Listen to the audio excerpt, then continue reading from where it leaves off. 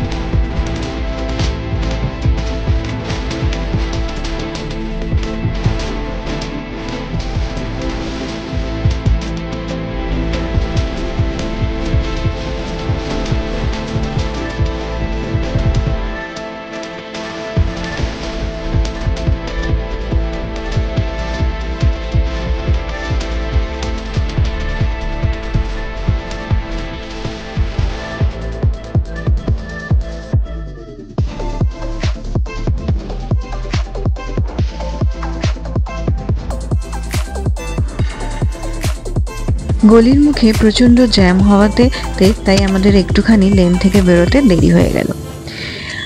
জলদাপাড়া যাওয়া দুটো রাস্তা যেটা আমি জানি, সেটা হচ্ছে একটা হচ্ছে আপনার জলপাইগুড়ি উত্তরকন্যা দিয়ে সোজা চলে আসা, আর একটা হচ্ছে গরুমারা করোনেশন ব্রিজ দিয়ে গরুমারা হয়ে যাওয়া। তো আমরা নিলাম, যেহেতু ওইদিকে রাস্তাটা খুব জ্যাম ছিল বলে, তাই আমরা হচ্ছে উত্তরকন্যা জলপাইগুড়ি হয়ে আমরা একদম সোজা বেরিয়ে যাব জলদাপাড়ার উদ্দেশ্যে। প্রথমে আমাদের জয়গাঁও যাওয়ার কথা ছিল, কিন্তু আমি যখন booking.com-এ হোটেল বুক করেছিলাম তখন জয়গাঁও দেয়াতে আমাদের রিসর্টটাই দিয়েছিল। তো আমার অতটা আইডিয়া ছিল না, সেই জন্য আমি হচ্ছে ওই রিসর্টটা বুক করলাম। পরে যে আমাকে আমার হাজব্যান্ড বললো যে ওটা কিন্তু জলদাপাড়াতে নয়, ওটা হচ্ছে জয়গাঁওতে নয়, ওটা হচ্ছে বীরপাড়া মাদারিহাট বলে যে জায়গাটা আছে, একদম মাদারিহাটের কাছেই, জলদাপাড়ার একদম পাশেই। খুব সুন্দর, বেশ নিরিবিলি শান্ত। তো আপনাদের সবটাই ঘুরে দেখাবো এবং যা যা ওখানে হবে, যেভাবে আমরা থাকবো খাবো সবটাই আপনাদের সাথে শেয়ার করব। চলুন, রাস্তায় বেরিয়ে পড়া গেছে। প্রচুর গাড়ি, রোদ্দুরও খুব তেজে রোদ্দুর উঠেছে। মানুষের জীবনও যাযাবরের মতন, আজ মানুষ এখানে, কাল তো ওখানে। কিন্তু আমাদের জীবনে এই গতিটার নামই তো হচ্ছে জীবন। থেমে থাকাটা কখনো জীবন নয়। জীবন মানে চলে যাওয়া, এক জায়গা থেকে আর এক জায়গায় ছুটে চলা, একদিন থেকে আর একদিনে ছুটে চলা, বছর থেকে বছর ছুটে চলা। এই ছুটে চলার নামই হচ্ছে জীবন। রাস্তাতে সেরকম খারাপ রাস্তা আমরা পাইনি, সত্যি কথা বলতে। হ্যাঁ, কিছু কিছু জায়গায় যেখানে যেখানে কাজ হচ্ছিল সেটুকু জায়গা বাদ দিলে বাকি রাস্তা কিন্তু যথেষ্ট ভালো। দুপাশে চা বাগান, তার মাঝে বড় বড় গাছ, তার উপর সূর্যের আলো এক অপূর্ব সৌন্দর্য যেন সৃষ্টি করেছিল। এটা হচ্ছে উত্তরকন্যা। অর্ঘ্যরা আগে পেছন দিকেই থাকতো, তারপর ওর বাবা ট্রান্সফার হয়ে যাওয়াতে ওরা অন্য জায়গায় চলে গেছে। তাই বহুবার এই জায়গাটার সাথে আমরা খুব ভালোভাবে পরিচিত। জায়গাটা কিন্তু, উত্তরকন্যা জায়গাটা কিন্তু খুব সুন্দর। চলো যাওয়া যাক এবার আমাদের গন্তব্যের উদ্দেশ্যে।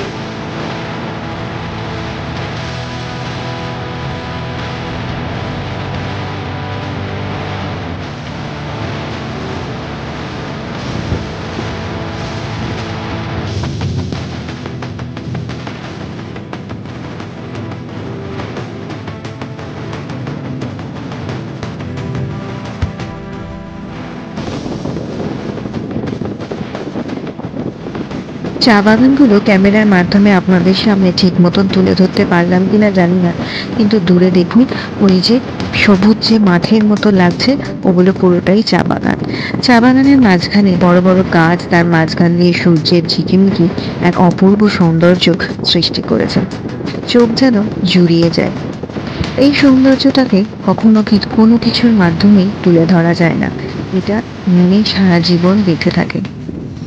আমরা রিসর্টে যাব, গিয়ে অ্যাকচুয়ালি রিসর্টে আমরা রিসর্টটা নিয়েছিলাম এই কারণে যাতে রিসর্টের সামনে যে খালি জায়গাটা রয়েছে সেখানে যাতে ঘুরে ফিরে বেড়াতে পারে।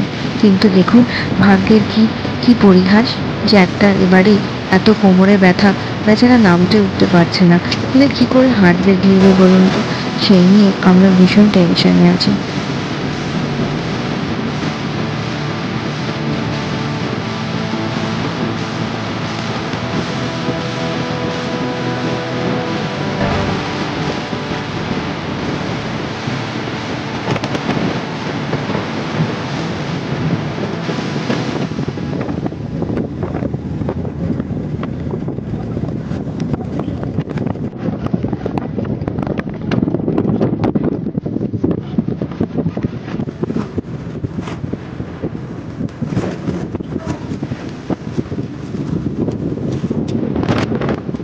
শিলিগুড়িতে আমরা যে হোটেলটায় ছিলাম সেই হোটেল থেকে আমাদের যে রিসর্ট জলদাপাড়ায় সেটা যেতে প্রায় 2 ঘন্টা 33 মিনিট সময় লাগলো।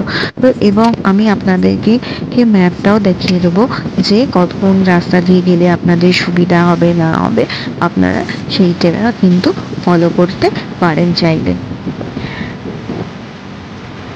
জলদাপাড়াতে অনেকগুলোই আপনার রিসর্টও রয়েছে, কারণ এটা পুরোটাই আপনার হাইওয়ের ওপরে, তো সেই জন্য এখানে কিন্তু অনেক সুন্দর সুন্দর রিসর্ট রয়েছে। আমরা যে রিসর্টটায় ছিলাম তার পাশেই ছিল the Heaven Inn, the hotel Heaven in.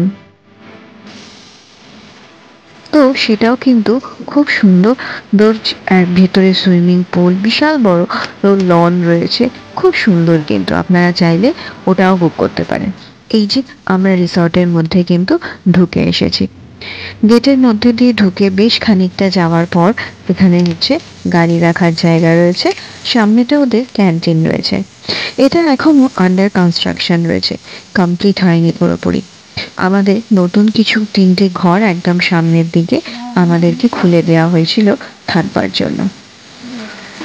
আসুন আমরা একটুখানি ঘরগুলো ঘুরে ঘুরে আপনাদের দেখাবো, তার সাথে আসুন আমরা দেখে নিই একটুখানি জায়গার রিসর্টের। আজকে আমি বাকি অংশটা ঘুরে দেখাতে পারবো না, আমি আপনাদের কালকে বরঞ্চ বাকিটা ঘুরে দেখাবো। আজকে আমরা এই অবধি থাক।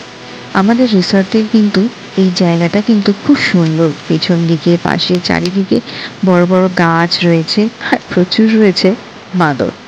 তাহলে কি সঙ্গে থাকুন, আবার নেক্সট ব্লগেতে আপনাদের দেখাবো এই জায়গার সৌন্দর্য এবং জলদাপাড়া অরণ্যের সব কিছু। নমস্কার।